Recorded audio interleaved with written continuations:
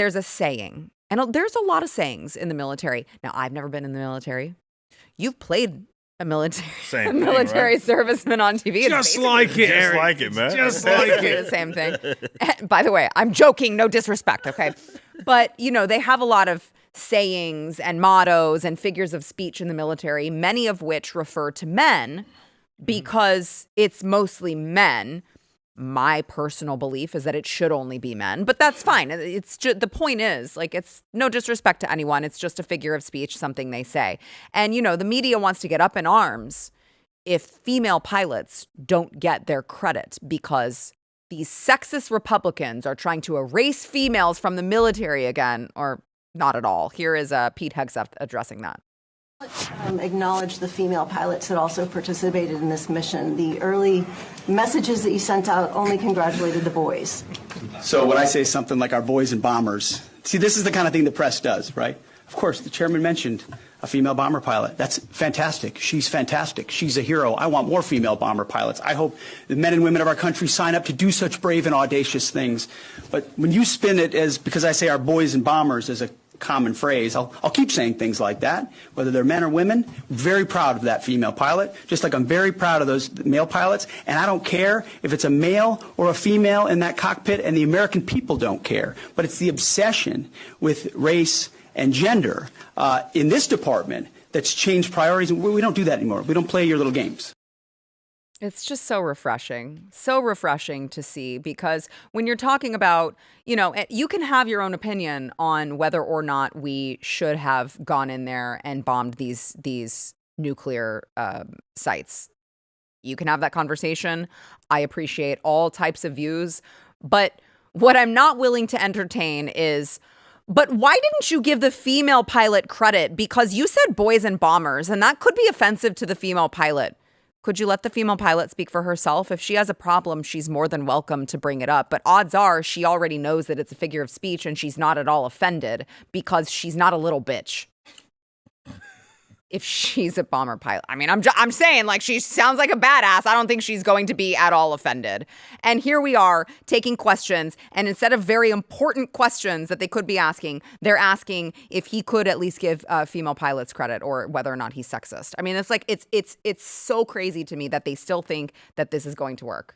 Yeah, that's what pisses me off about that. I mean, the media, they're still wired like it is, 2016, 2017. They haven't really changed from that line of thinking where they can only analyze things through the lens of race and gender and demographics and, underrepresentation, overrepresentation. That's the only way that they can see something as good. Actually, everything that they base, their whole sort of moral positions are based upon that. And whether or not that thing is good or bad is really contingent or dependent on that, like how they analyze that.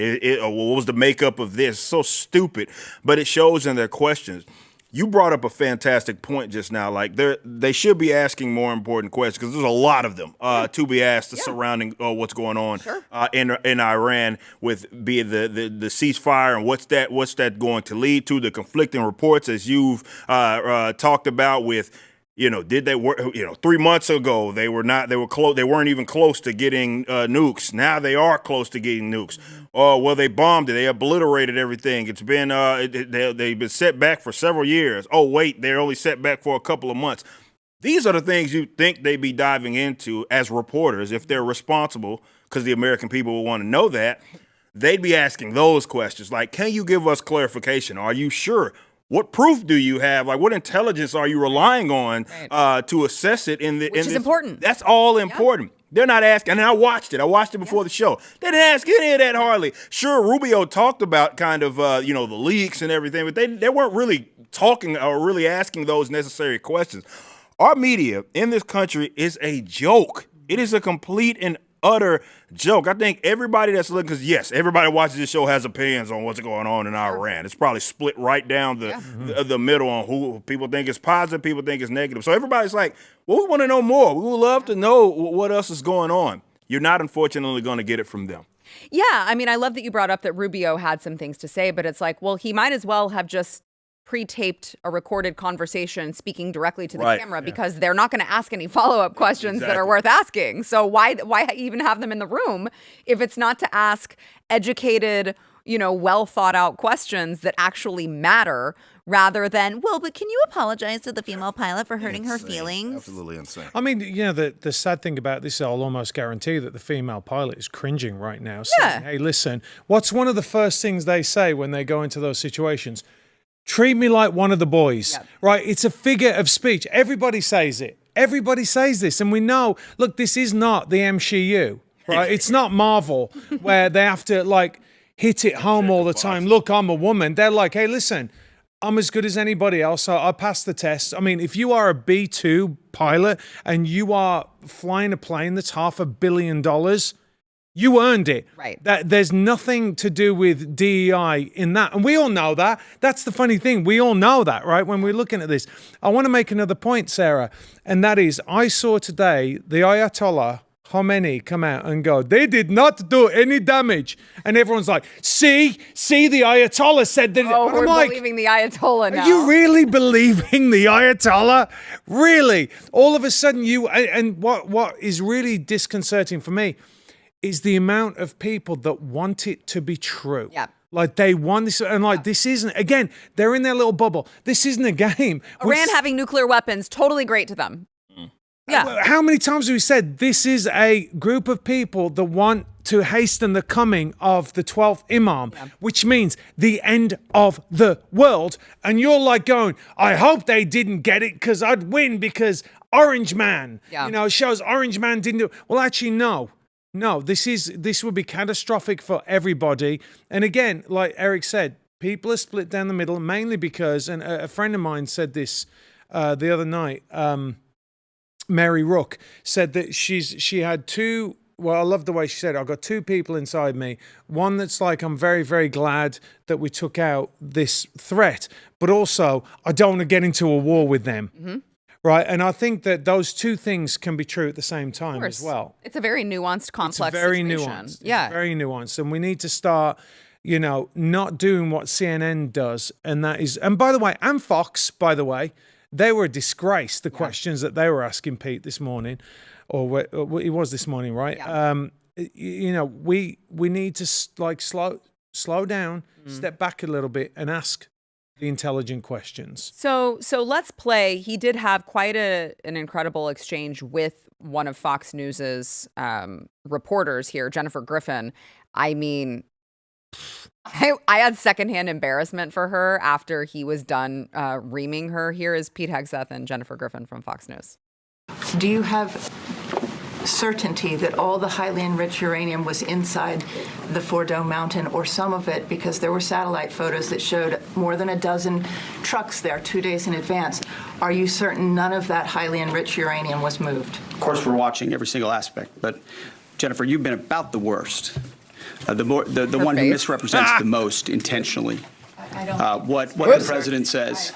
I'm familiar. Report about the ventilation shafts on Saturday night, and in fact, I was the first to describe the B-2 bombers, the refueling, the entire mission with great accuracy. So I take issue with that. I appreciate you she's so acknowledging mad. that this was the first the most successful mission They were both based on at Fox. operational security. Yeah, that that's this what's department crazy. has done since This you've is been a here, and I former appreciate Fox that. News host. So Absolutely. we're looking at all aspects of intelligence and making sure we have a sense of what was where.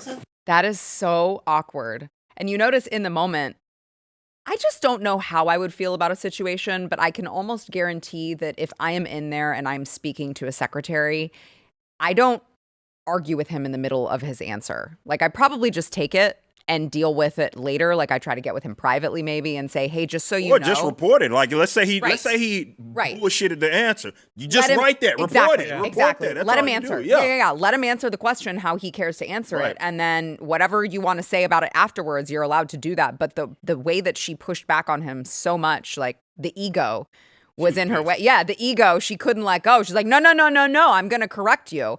And then let's go ahead and play one more here. Pete Hegseth just There's just something so beautiful about standing right in front of all of these people who have lied to the American people for the better part of a decade and just expressing just how much you loathe them. It has to be so cathartic, I would imagine. Watch. Because you, and I mean specifically you, the press, specifically you, the press corps, because you cheer against Trump so hard. It's like in your DNA and in your blood to cheer against Trump. Because you want him not to be successful so bad, you have to cheer against the efficacy of these strikes.